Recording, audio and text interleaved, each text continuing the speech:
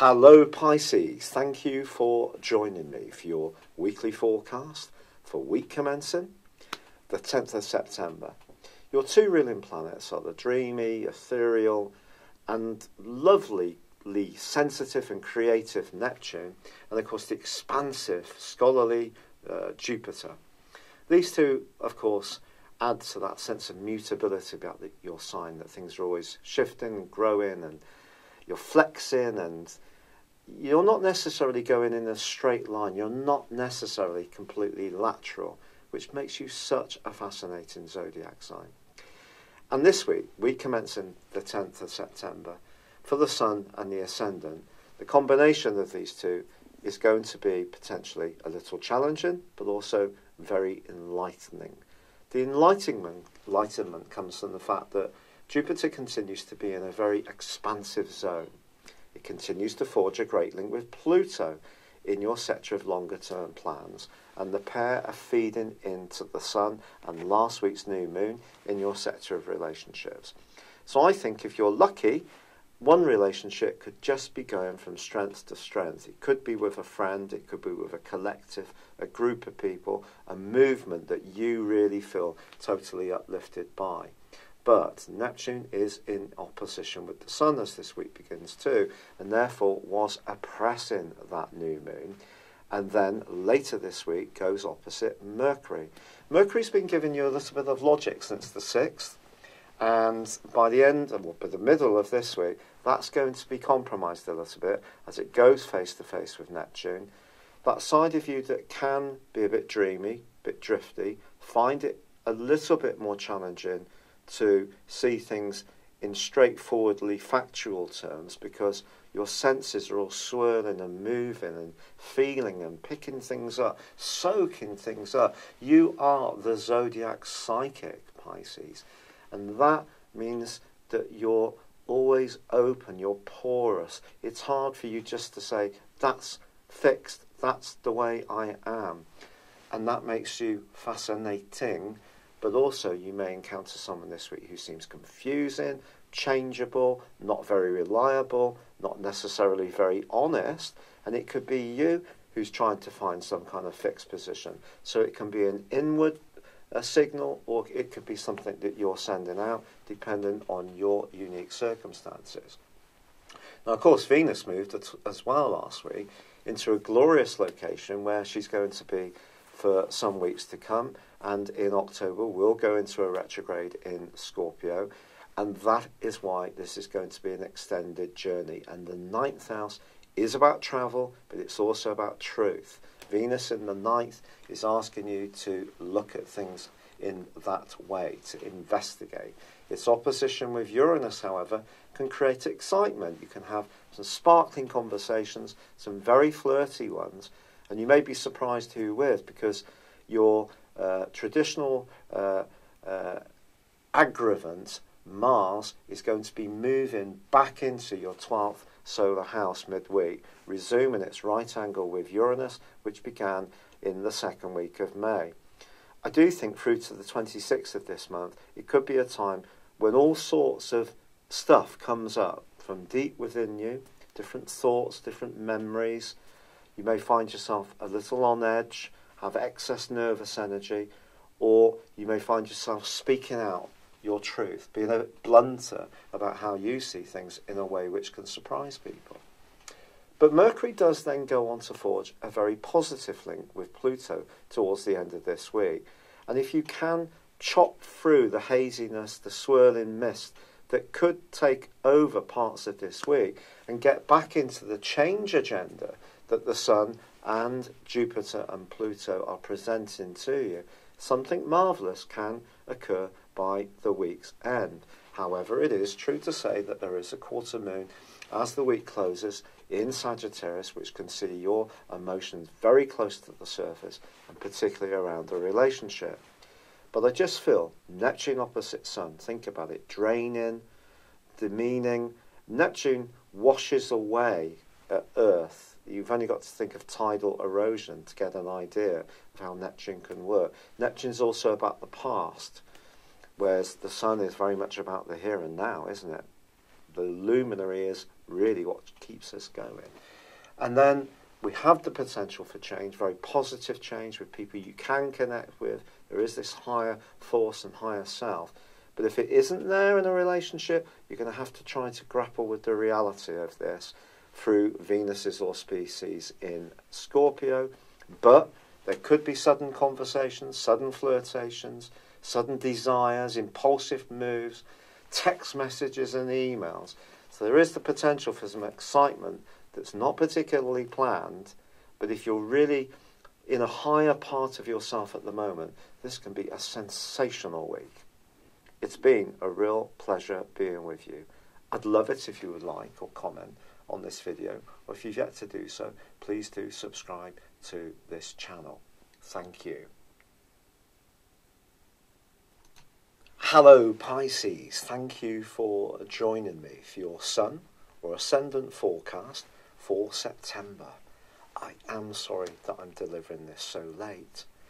This month begins with a wonderful development for you. Something that's been irritatingly frustrating for you since the end of July, and I think it may relate to the world of work or an appointment or some minor glitch which just keeps rearing its head, can really unfold for you in a much more positive way from the 3rd, when Mercury comes out of shadow. Also on the same day there is a quarter moon, so it is going to be important not to try too hard around an emotional relationship. Someone around you, immediately around you, could be a bit out of sorts. You can be supportive, but try not to get too dragged into their agenda. However, the 6th is really a day for you to celebrate, because then Mercury, the planet of communication, moves into your opposite sign. If there has been crosswires and brittleness and sharp words or just a jagged edge around all sorts of involvements, things can start to flow for you in a much more satisfactory way. This could even include around a friendship. Saturn, the planet of structure, has been tracking backwards for 5.5 months, also through to the 6th, and ends that backward journey. All the retrogrades that have gone on, that have been quite rightly noted upon to some great effect, are definitely significant, but I think this one has been particularly so. However, the great news is that when Mercury makes its way into its home zone of Virgo, where it just loves to interact for you, this helps you to see relationships in a much clearer way, be much less subjective. I'm sorry if that seems a little bit of a criticism, but Neptune has provided a swirling mist at times of distortion this year. And I think Mercury moving into your opposite sign helps you to hear where people are coming from. It helps you to articulate where you're coming from in a way that everybody gets. But Mercury also feeds in a ground Earth trine into Saturn and also Uranus. So it could be that you can connect with some new people, some fresh people, people you find inspiring. It could be through the world of work, it could be through the world of play. There can be something about this which is free-spirited, stimulates you, yet at the same time is stable. A really lovely platform for you to embrace. But also on the 9th, there is a sensational new moon, also in Virgo, which again really primes up your relationship prospects. I'm not going to say you're going to meet the love of your life if you're single, but it certainly gives you an enhanced opportunity to do so, because this new moon intersects Jupiter and Pluto, which are in a splendid alliance running on from last month. These two give you the opportunity to be expansive, but also to network. And when Jupiter and Pluto cooperate, things that have seemed a struggle can just fall into place without so much effort. So the fact that they are interacting with this new moon, which is really giving you an opportunity to harmonise your relationships, to bring an element of diplomacy, yet at the same time assert your needs to situations, is wonderful. So what's the catch? There's always a catch in astrology, isn't there? Sorry, I should be known as the catcher astrology. But seriously, Venus actually, from the 11th through to the 17th, forges a sensational link with Saturn. So if there is a relationship that for you is opening up. It could be linked to someone at a distance. This could be a tie that goes from strength to strength. If you're travelling, you may meet this person and almost immediately feel there's something you know about them, some sense of familiarity, but also some sense of security. But ironically, from the 11th to the 24th, Venus clashes with its planet in a romantic context of Mars. Now, Mars is going to be moving back into a tricky location for you on the 12th. There's no question about this. And it's going to be squaring up with Uranus again, just like it did from the second week of May, pretty well off and on since then. This is suggesting that things keep coming into the open of a confidential nature, and it could be that you're being impulsive at times, or other people are not holding things close to their chest. I wouldn't be in too much of a hurry to fess up about anything that's deeply personal to you from the middle of this month onwards. You've had a bit of a rest as Mars has retreated back into the sign of Capricorn and given you a real desire to reach out to the things that really are important to you. I'm not talking about more material goals and ambitions, although obviously Mars in Capricorn suggests that because it's exalted there, and Capricorn is about those things. But for you, it's more about those things in terms of the more spiritual dimension of your hopes. But Mars moving back into the 12th house can, through to the early part of November, continue to stir up issues from your past that you may be reluctant to look at. And this angle with Uranus suggests that if you do find yourself not wanting to look at any tender stuff, it'll come up anyway, or it'll come in from a challenge from someone else. So the more upfront you can be about any kind of controversial or painful memories from your past, even if this seems counterintuitive, don't bury these things. Uranus is pushing you to look them straight in the eye. It will take real courage to do this, but you will gain immeasurably because you'll be rinsing out of your system stuff that's laid stored away, fermenting in not necessarily a positive way for far too long. But also, then we have the transition at the latter part of this month on the 22nd and the 23rd of Mercury and the Sun moving into an area which is very much to do with change.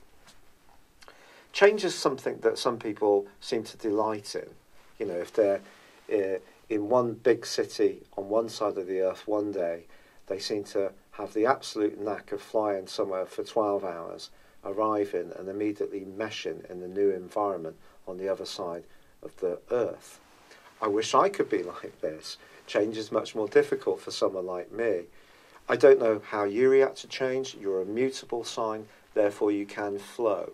And I really admire that about Pisces energy. Pisces is my 5th house, so I tend to have a lot of affection for Pisces people. So something could flow and oscillate for you this month, and you'll probably handle that very well. But there could be some structural changes going on as well, affecting where you live, your long-term finances, a deep business partnership, a deep romantic partnership.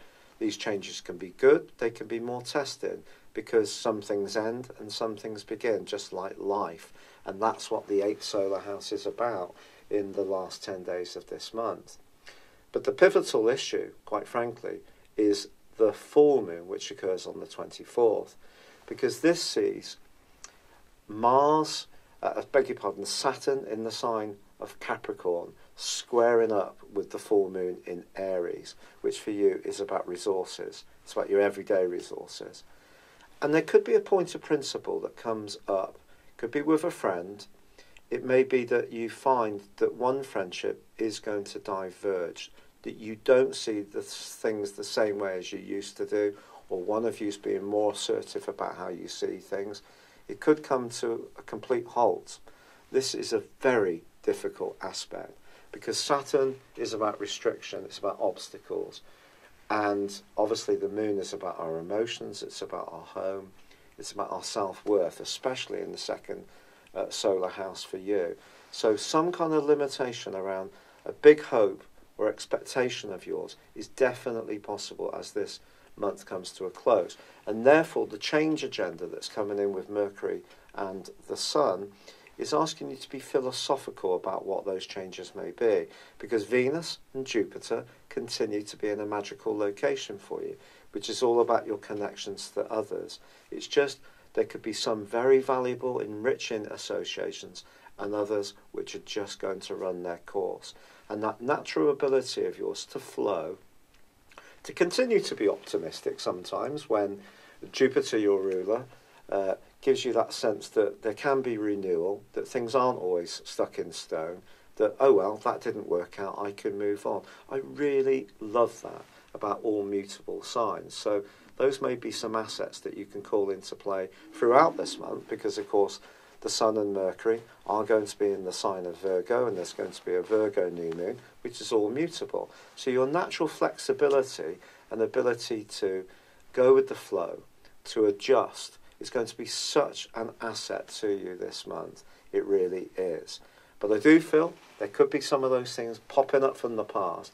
Just keep dealing with them, don't avoid them, and you're clearing the way and the energy for a brighter, wonderful new start, which is going to occur on the 24th of October, when the Sun powers its way into Scorpio, and you're going to have that collection of the Sun, of Venus and Jupiter, all going to provide a huge platform of liberation for you. So there's lots of exciting energies to come. I'm so sorry my energy is still so low. The rheumatoid arthritis is being absolutely punishing.